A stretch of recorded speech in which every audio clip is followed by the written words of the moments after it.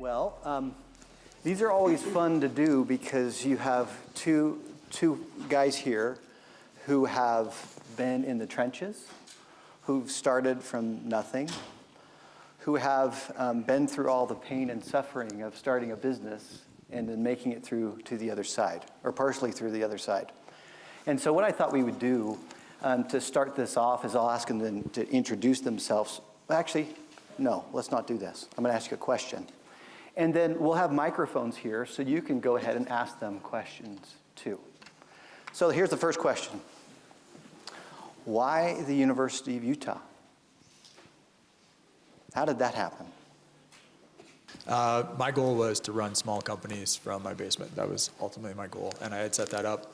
I had bought a SaaS company and was consulting on a few companies. One of them was 3 Helix. Fell in love with the technology and decided, okay, this is the company I'm going to go all in, and eventually moved to Utah 2.5 years ago, I think now. So that's University of Utah for me. The founder of 3 Helix, Michael Yu and Yang Li, they moved over from Johns Hopkins to University of Utah because of the startup environment. Okay, I have a million questions for you, but go ahead. Yes. Well, for me, it was just absolute pure necessity. I mean, fluke, how about? So we started off, the original idea for our company came from a university professor. I had worked for him for many, many years earlier, doing some basic vitamin biochemistry research. And Carl had gotten a PhD that I worked on with him, and then an MD, and had an associate professorship in the pathology department. So he came up with an idea. We had become hiking and skiing buddies, and really good friends. And he had this idea. I had gone back to running my family's potato equipment company in Idaho.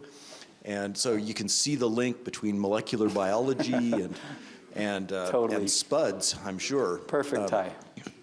So for us, we were a real University of Utah spin out on the one hand, and on the other hand, we were stranded up in Idaho. So as soon as we could afford to, which was a decade later, basically, of very slow growth, we moved down and into Research Park and began a different phase of vastly more rapid growth as we dropped into that much better environment.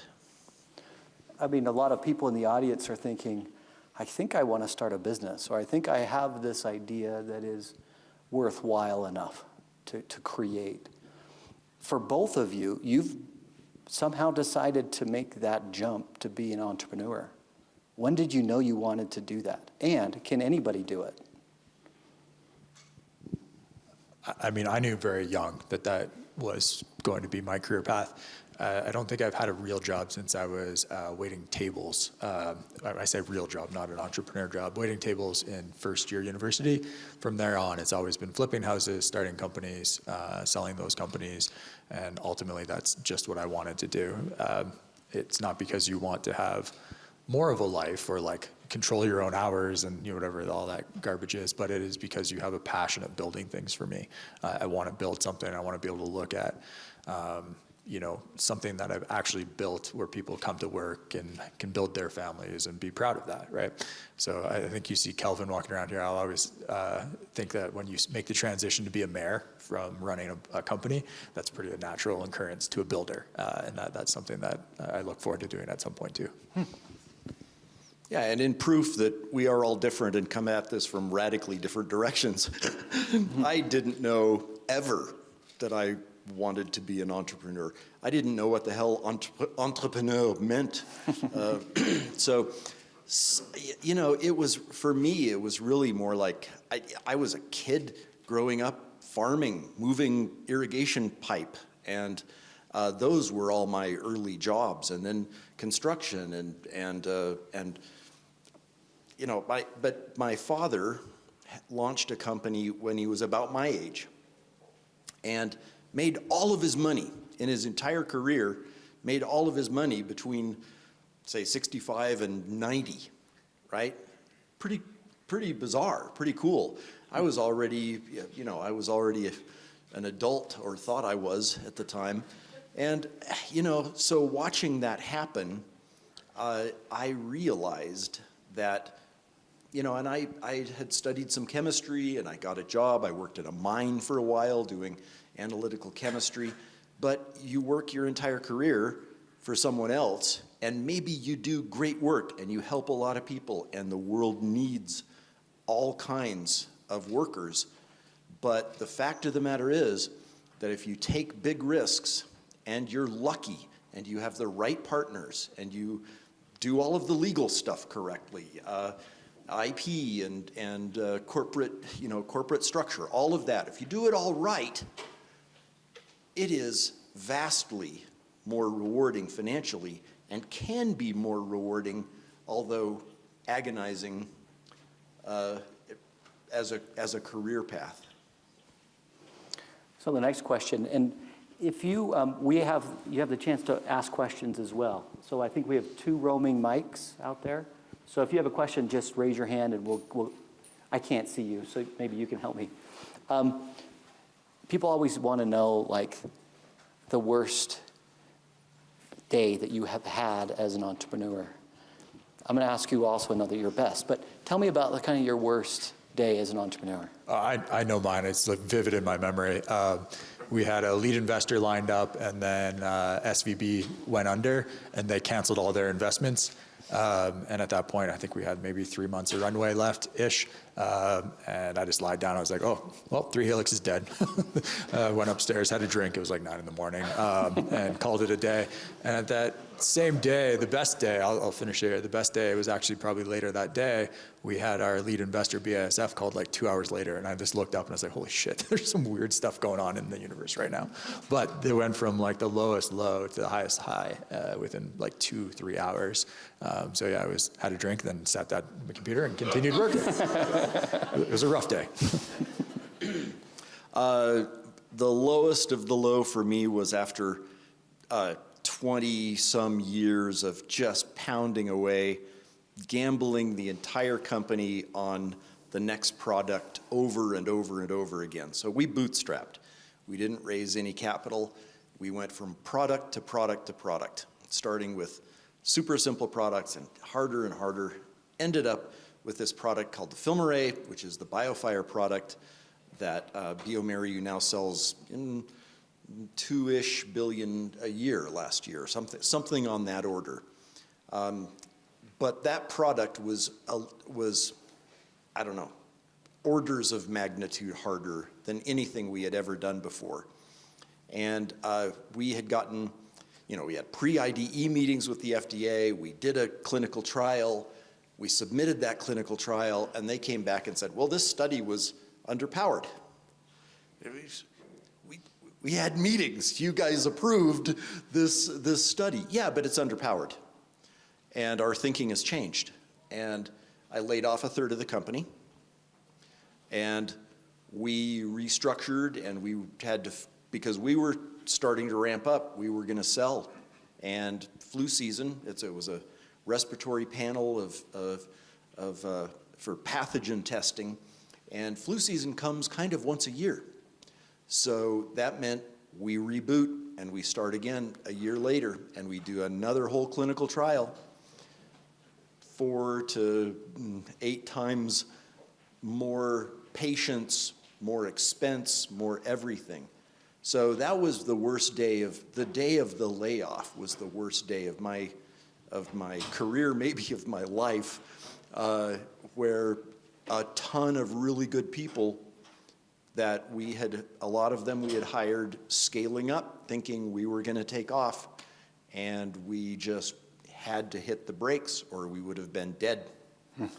And that was utterly agonizing. And it was so miserable that it's driven away any hint of what might have been the best day of my career. So I'm still reeling from it. That stuff is hard. It feels like entrepreneurship it's like this, and then it's the deepest deep, and then it's great, and then it's like early in the morning, SVB goes down. 2 hours later, And with entrepreneurship, it all happens condensed in the same day, which is really something. Both of you have what I would call grit, entrepreneurial grit. What is it, and like, how do you get through these hard times? Pure necessity. And a determination to do something cool. You know, I mean, you don't innovate because, hey, it's going to look really good on my resume, or this will be fantastic for my 401k, right? I mean, you're not thinking about retirement, you're thinking about changing something fundamental about the world. And those are the things really worth working for.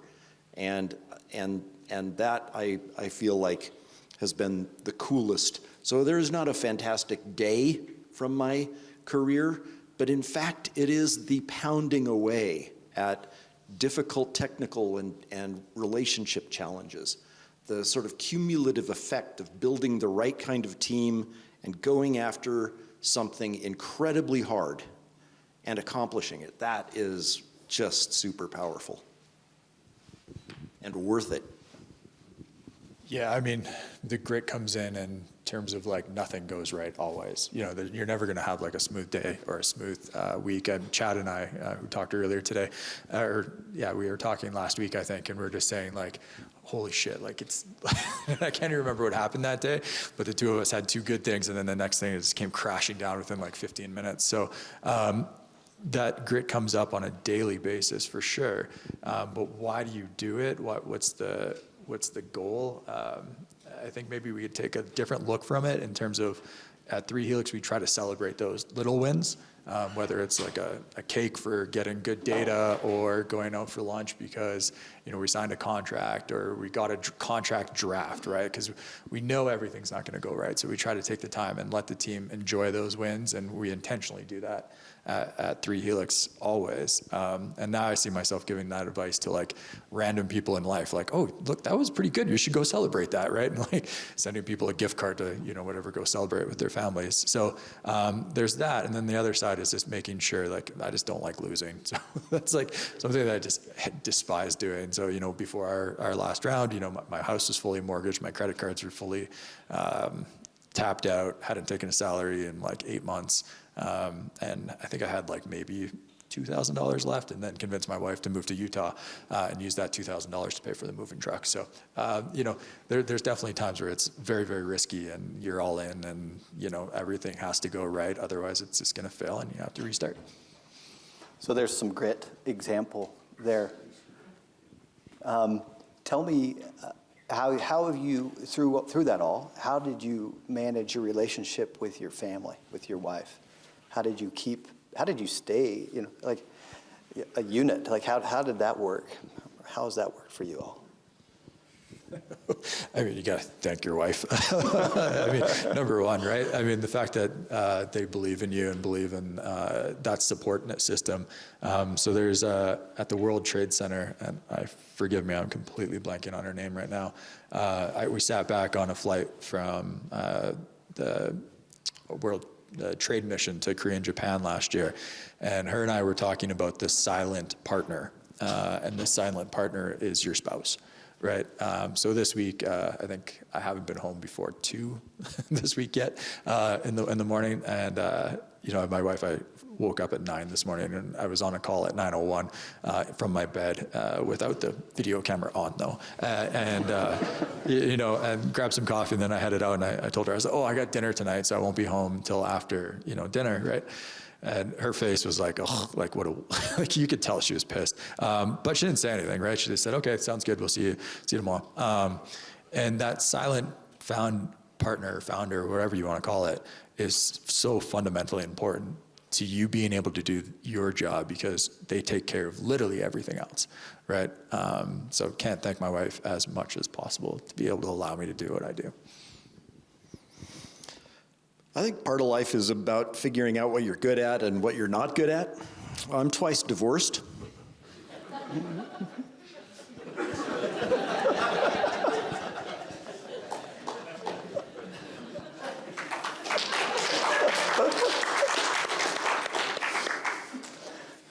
It's such a balance. There's so much Or not. or not, or not, or not. So any advice for the audience that are thinking about creating a business or in the throes of creating one? I could tell lots of things not to do, which can have value, but just, balance, right? So it's fantastic on those moments when it happens, and yet I don't know very many entrepreneurs who have been successful at balance in life. And I say this, I really hope there are lots of good counterexamples out there. I hope you all turn into counterexamples. But I think it takes a level of commitment that sometimes excludes all else. And for me, it's just a kind of blindness. Like, there's a path forward, and you've got to take that path forward, and everything rides on it. And so off I go, and sometimes that has negative consequences. I mean, it's not an easy path. I think that's probably what Kirk we're saying. But it's a path that I would take every day.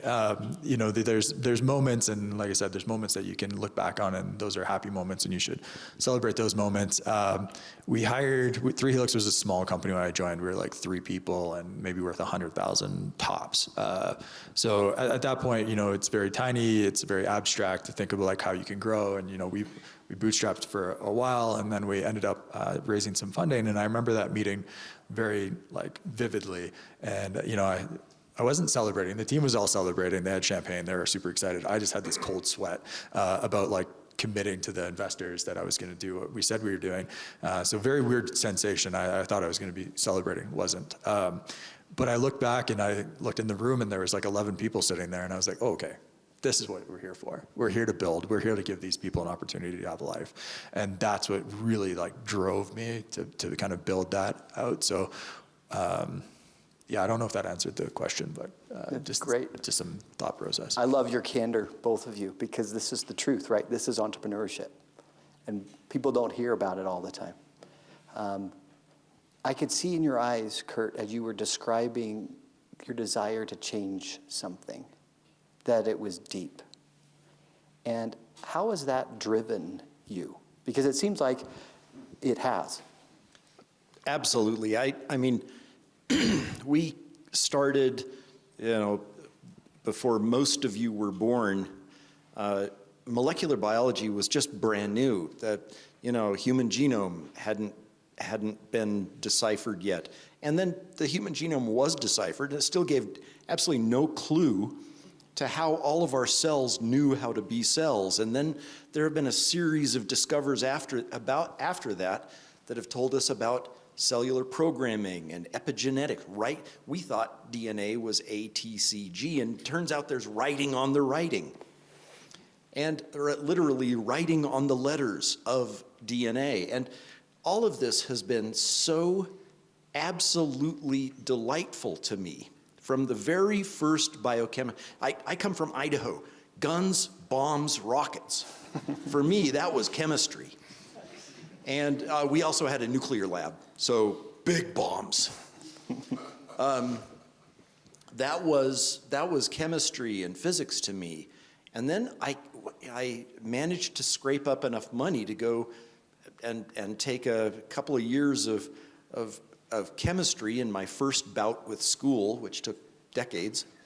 I took biochemistry and absolutely fell in love.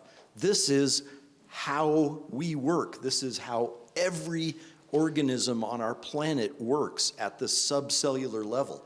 We can manipulate this code. We can solve every disease. We can live forever. Or not. Maybe that'll never be, maybe the human mind was never destined to do that. Or maybe it was. The point is, we are developing a set of tools that is going to be completely transformational. On the biochemistry side, yes, absolutely. So AI, which is a simulacrum of a mind, right? So we have in front of us a set of technologies that can so profoundly change our own destinies, individual destinies, collective destinies, that there has never been anything like it in the history of our planet, maybe not in the history of the universe. That is worth pursuing. So you saw this, we all saw this, right? Your passion for it. Do you think having that level of commitment and passion is required for being a good entrepreneur? No. No, you say no. No, absolutely not. Okay. There are millions of entrepreneurs out there pursuing incremental small changes that are incredibly important. There are others pursuing the most grandiose ideas, and those are important. So it requires effort at all levels, and pick your level, go. So I don't think that kind of grandiose scale is required at all. It was more about your conviction to that idea. And I think some people just want to make money, and that can be okay too. It's true.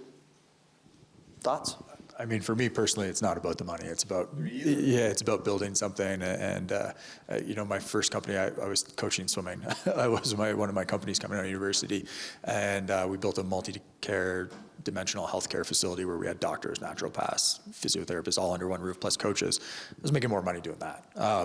And coaching swimming, which is just drinking coffee and eating donuts, while other people exercise. So, it's not about solely about money for me. It's about, and it's not necessarily about building, solving a deep problem. That's what we do, and we have a passion about the one molecule, right? For us, it's collagen.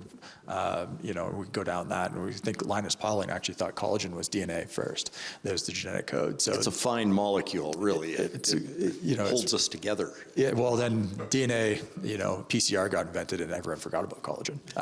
So we went for about 20 years completely dark on collagen research, to the point where now papers are coming out that were actually done in the 80s. They're the exact same paper, and just people have forgotten about it, which is a little bit insane. But anyways, I digress. But I've been in love with collagen for a long time. So the molecule itself is what, really gets me excited, and understanding that fundamental difference. And now what gets exciting is being able to do something good with that knowledge and with that expertise. So, I had an opportunity to buy 2 fast food chains when I was like 24. And my buddy, who was my roommate at the time, were like, hey, let's go buy these 2. It was A&W's. And I said, no, I can't do that. Like, it's just we'll make money, and it's a pretty simple business, and we can continue building from that. But you'd never, ever feel good about yourself. You're just committing to poverty and, not providing good paying jobs. And that wasn't something I wanted to build. What I wanted to build was something that was fundamentally improving society, plus giving us an opportunity to build something big and impactful. Yeah. So I don't think you necessarily have to have that, full-on grandiose idea, but you do have to have a passion about what you're building on a daily basis, and whether that motivation either comes from money or from building or from solving a problem, you have to have that commitment to be able to do that work, and whatever you want to call it, or wherever that drive comes from, it still has to be there. I'm at a point in my career where I feel like if I spend time doing something and it's actually helping others, then I'm happy. And it drives me. And it drives me to stay up late and do all the things you have to do when you're starting a business. So there are people in the audience that are thinking about starting businesses, or they have. What advice do you have for them for incremental steps that they should take? You talked about it was 10 years and then you scaled. Any kind of advice that you'd give them that you wish you heard when you were kind of at that stage? So I think my fundamental advice is about relationships. So none of this none of what has happened with the whole Idaho Technology, BioFire, bioMérieux, and now I've got a 1-year-old startup called Faro, sort of picking up and doing the next, what we hope is a cool thing, harder, by the way, than our last product. So, sorry. I think in all of that, I'm sorry, I spaced. What was the question? What is your question? No, advice. The the advice. advice that you'd give for relationships. Yeah. So I never would have come up with that carrying sprinkler pipe in a muddy field. The only way we ever got to where we did on any of this is relationships with other people, with my friends and colleagues and professors and fellow students on the one hand, and then later on, people that I held in considerable disdain, like bankers and attorneys. I'm displaying my Idaho ignorance here, but I had to learn things from people and fields that I didn't necessarily have a lot of respect for when I first started out, right? Developing those relationships allowed the ideas that we ended up commercializing, allowed those ideas to emerge kind of naturally I view it as sort of the space between people's minds. You have a bunch of minds. The idea really comes from this void in between people's minds. You have inputs from multiple places.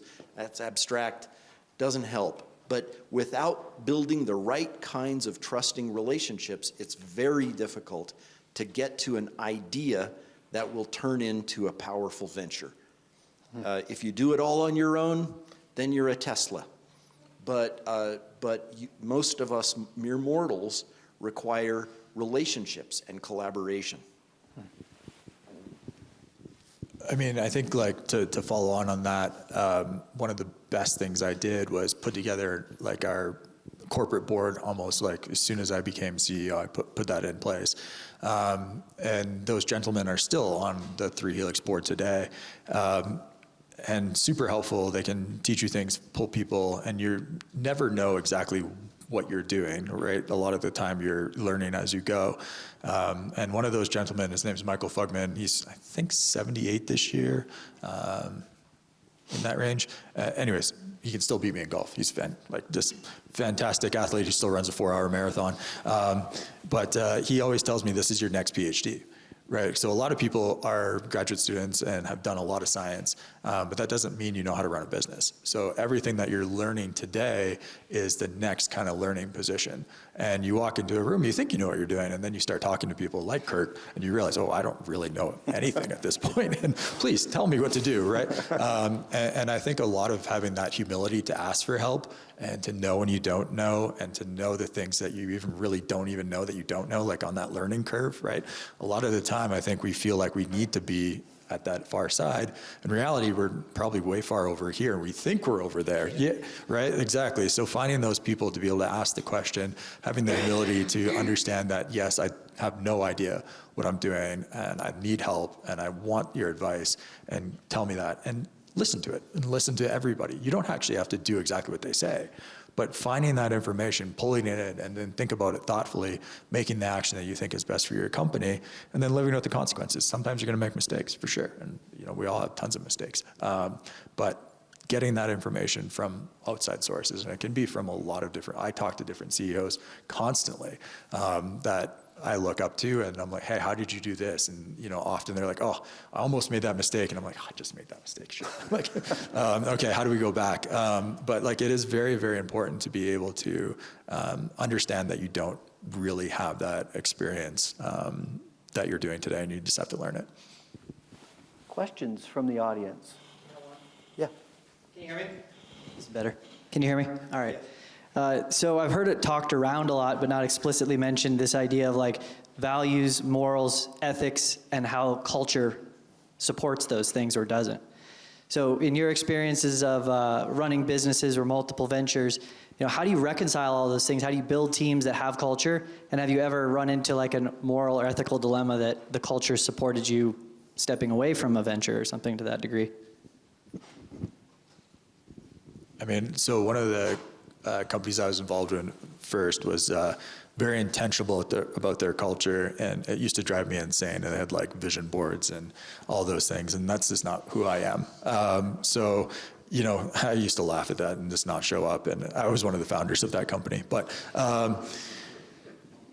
today it's all about authenticity, because you can't build a culture and force it, right? So if you're going to be the CEO, you're going to be the leader, you have an intentional culture that you want in your company, but you can't fake it, right? Like whatever you're going to set as the culture, you have to commit to it, you believe in it, and have everyone around you kind of morph into that culture, right? Doesn't mean you can't change and listen to people and see what those differences are, but fundamentally I think it has to be almost innate to you, and then you have to be intentional about keeping that culture consistent through your company. Yeah, I totally agree with that. I have had a few, like I said earlier, you learn what you're good at, you learn what you're not good at. I have made decisions that I came to regret because I made the convenient choice sometimes over the ideal moral or ethical choice. Never intentionally, I've always wanted to stay out of prison and really not hurt people.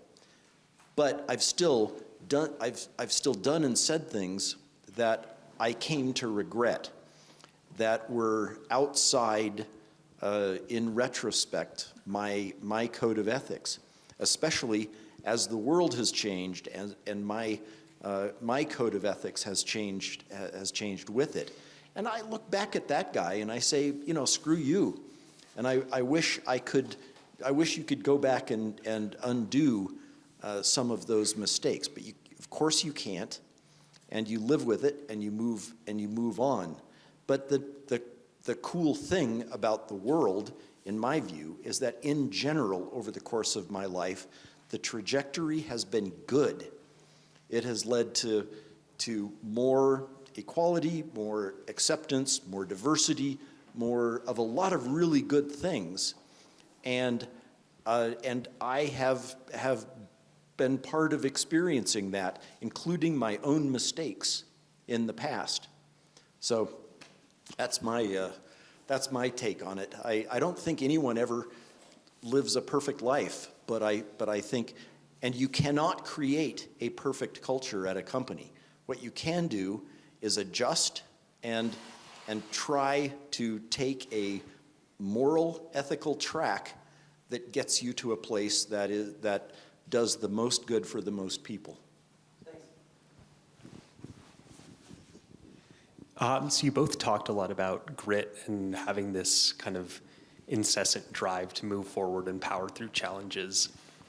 But I also imagine that in your careers, you've had times where you've had to pivot away from something or kill an idea or say no.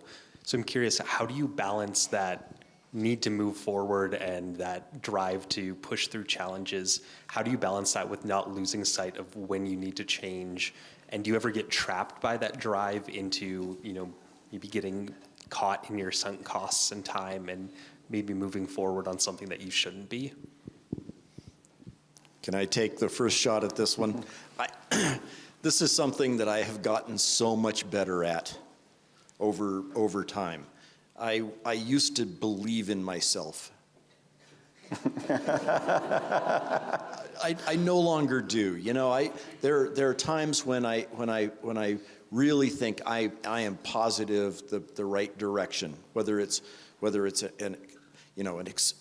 the expected results of an experiment that I'm really sure are going to go my way, and then you do the damned experiment.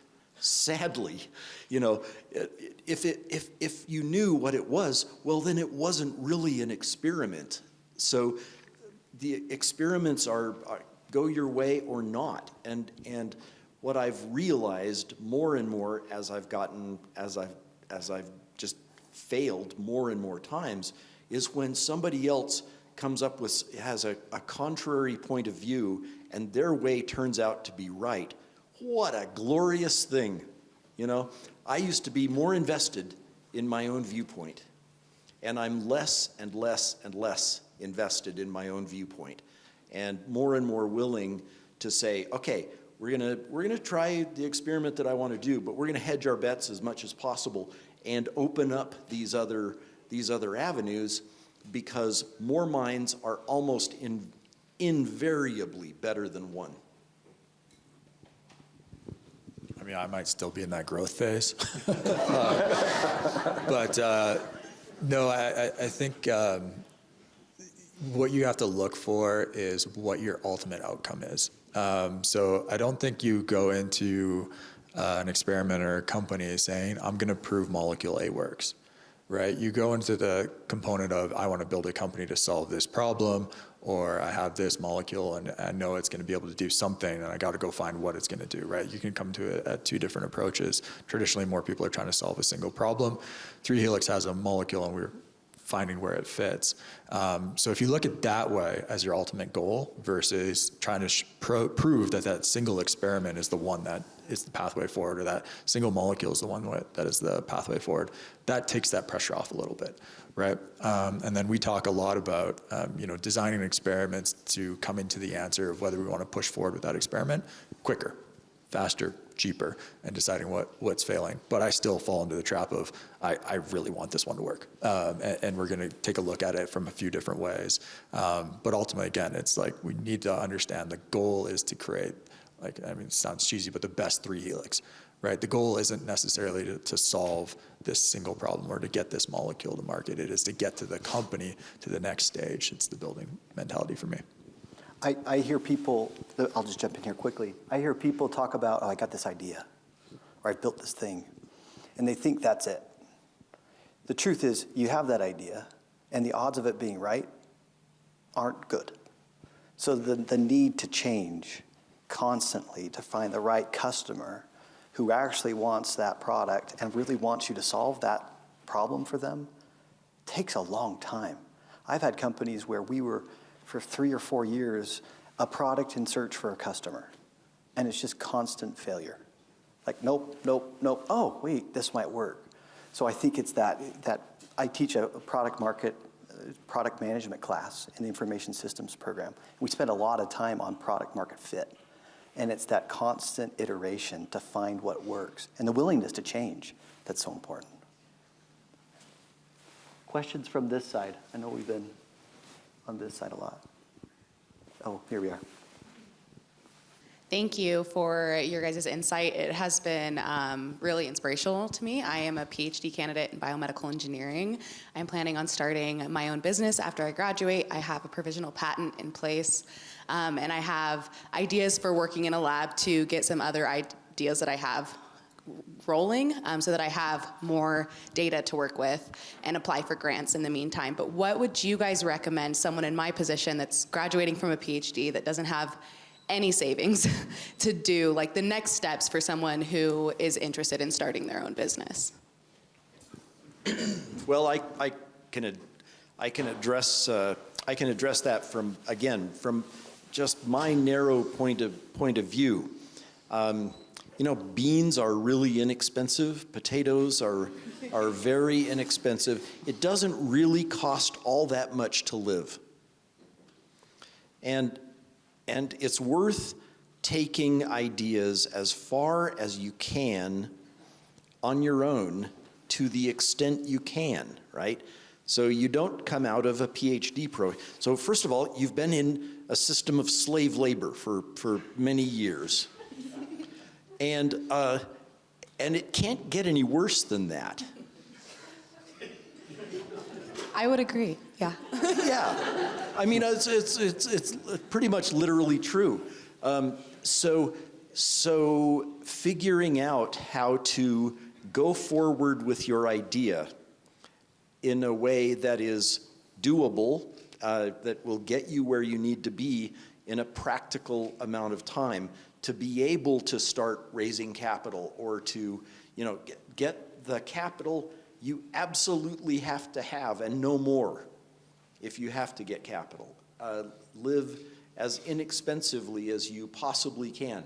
One of my best friends, he and I were roommates in college. He went to the Kennedy School because his family was rich, and he and a bunch of buddies from MIT, who stole the equipment from the Media Lab and wrote the first voicemail program, the scalable voicemail program, so that would run, when you leave a voicemail on your phone, it's running on systems that derived from that original code.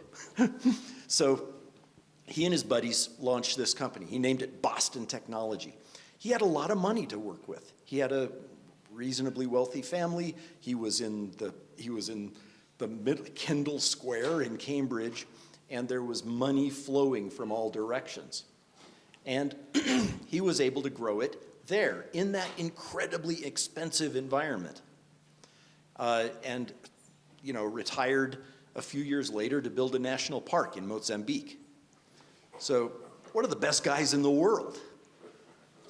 I love Greg Carr, but the point is, there's that on one extreme, and then there's me on another extreme, whose original idea for the company didn't even come from me. It came from my friend Carl Whitwer, and I started building stuff in the corner of my family's potato equipment company. I was making rollers and sprockets and shipping them to customers and talking to farmers and doing farming, right?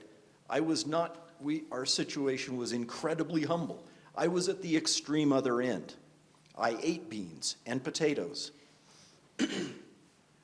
You can take a wide variety of approaches anywhere between those two extremes and make it work. And what I urge you to do is to try to do it your own way. Take risks, figure out a way to make it work financially. And sorry, that was a very long answer, but good luck and congratulations. Thank you.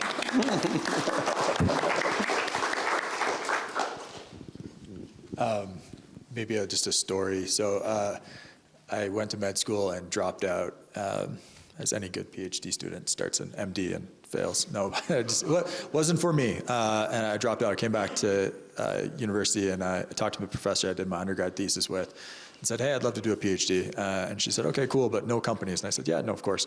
I had a company within a week. So I ran a lot of stuff during my PhD. So I often said I was probably the worst PhD student of all time. I flipped 7 houses, ran a few companies, bought and sold a company, consulted, and things were, I was abnormal for a PhD student in that, I was just there because I enjoyed it. I didn't need to. She came to me one day and said, I can't pay you. And I said, you pay me? Because, the PhD salary stipends, and I know this is different for Utah because you're not allowed to work in Utah. But this was in Canada and Simon Fraser, and I was allowed to work, so I worked. And so for me, I don't think I ever came across that question posed. And then I didn't fundamentally start 3 Helix, right? I came on as a consultant and moved into the CEO role. So just different kind of aspect there. So in terms of what is the best advice for you, it's just figuring out your own path.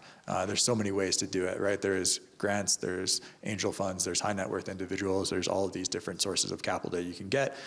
You can go work another job and build up your company at the same time, right? And I think people often forget that hey, when you're building a company, you need other sources of revenue, right? Even 3 Helix, I ran a couple of companies at the same time as I was consulting with 3 Helix for the beginning until, there was enough money to be able to run this company solely. So I think there's a lot of different ways that you can kind of go about it, and you just have to find the one that works for you. And all of them are hard work. None of them are easy. I do not like grants because I feel like I'm throwing my hat into this unknown area, whereas at least venture capitalists and high net worth individuals, I can get to know them and I know who I'm talking to and I understand what that market is and I understand what they want out of it and I understand what I want out of it.